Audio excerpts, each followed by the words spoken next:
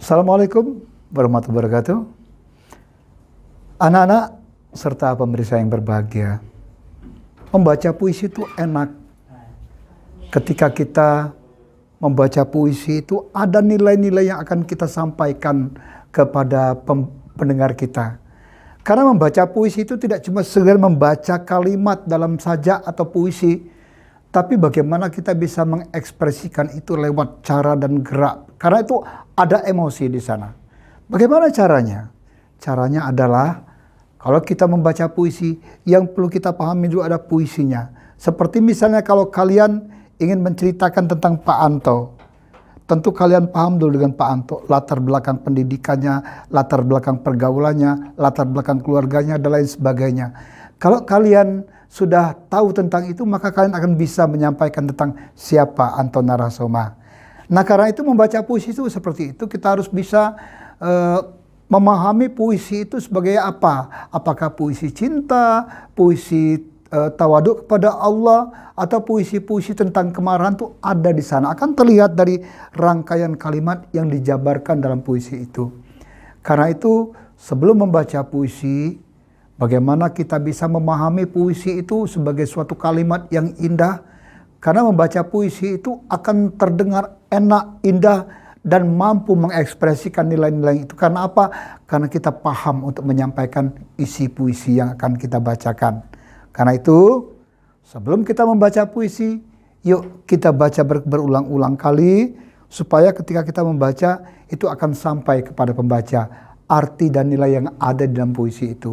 Inilah puisi, karena puisi itu memiliki enjamben dan beberapa diksi-diksi yang harus dicairkan lewat pembacaan puisi kita. Dengan demikian, insya Allah puisi itu akan sampai kepada kita semua. Saya akan membaca puisi tatkala memendam segala rindu. Dan memendam segala rindu ini adalah ungkapan rasa cinta kepada Allah. Dalam tiap hari aku sujud, aku mencari-cari dirinya, tapi aku belum menemukan wajahnya yang begitu aku rindu selama ini. Karena itu aku bikin puisi tatkala memendam segala rindu.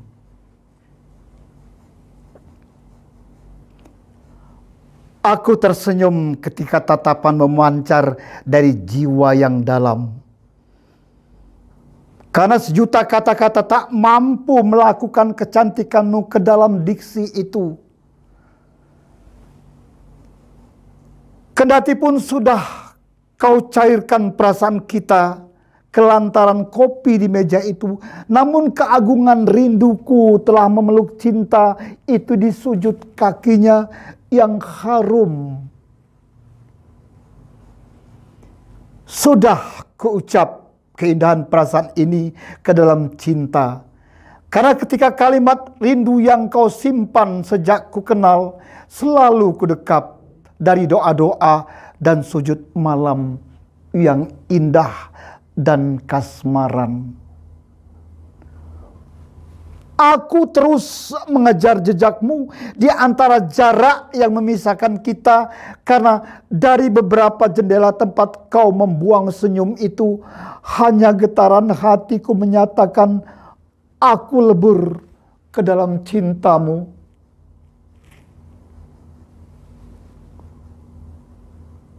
Tatkala kau mengungkap perjumpaan kita sebelum awal, kaulah puisi itu.